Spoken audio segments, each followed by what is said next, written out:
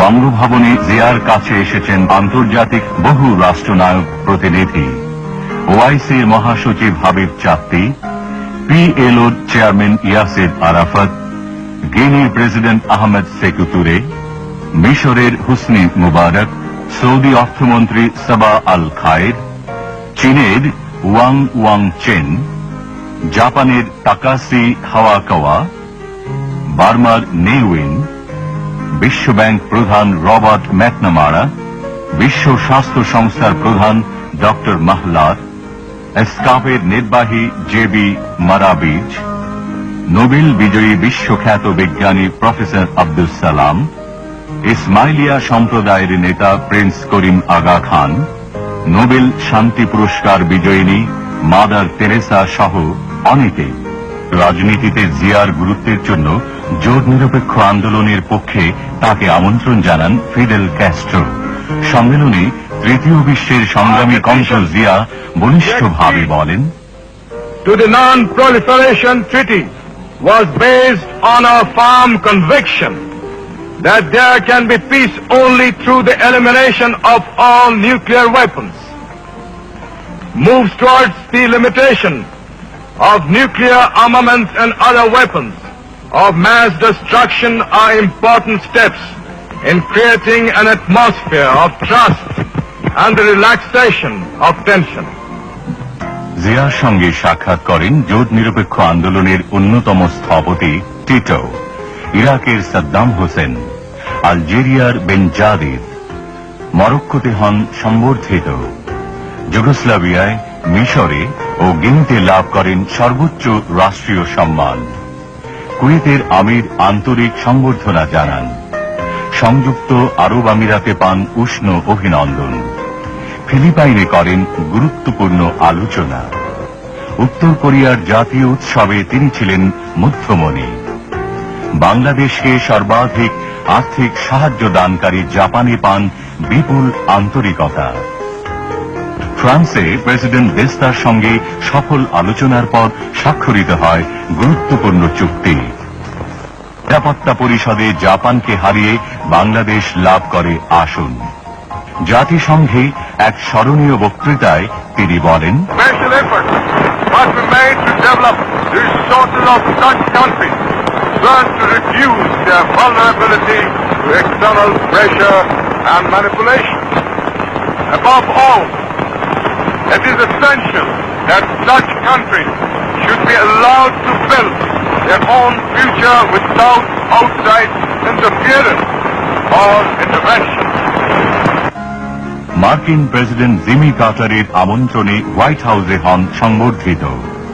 জিয়ার উদ্দেশ্যে president Carter বলেন, জিয়াউর রহমান বাংলাদেশের সর্বোত্তম president. Tremendous progress has been made under his leadership and with the courage and determination of the people of this great country. Xiao জবাবে ধন্যবাদ জানান। It has been a great honor for me and my delegation to have the opportunity to meet you at a time when you are so very busy for the election. New ইয়র্কের mayor জিয়াকে নগরীর চাবি দেন উপহার।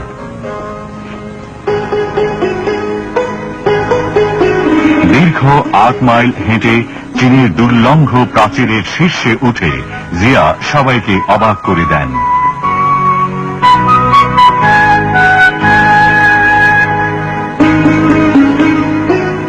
পরে great হলে chairman হুয়া quo ফেংয়ের সঙ্গে করেন ফলপ্রসূ আলোচনা।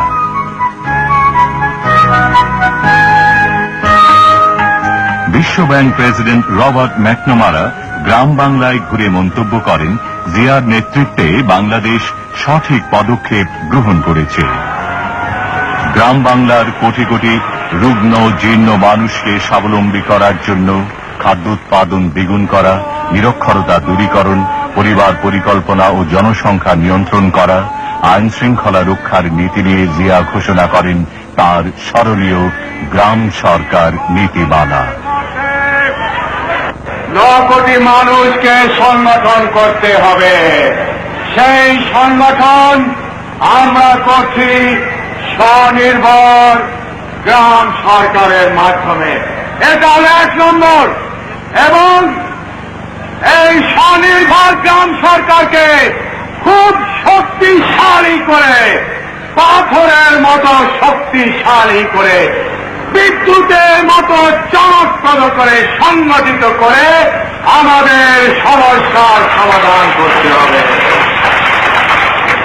আমাদের দেশের গ্রামের আসল নেতৃত্ব স্বনির্ভর গ্রাম সরকারের হাতে তুলে দিতে হবে।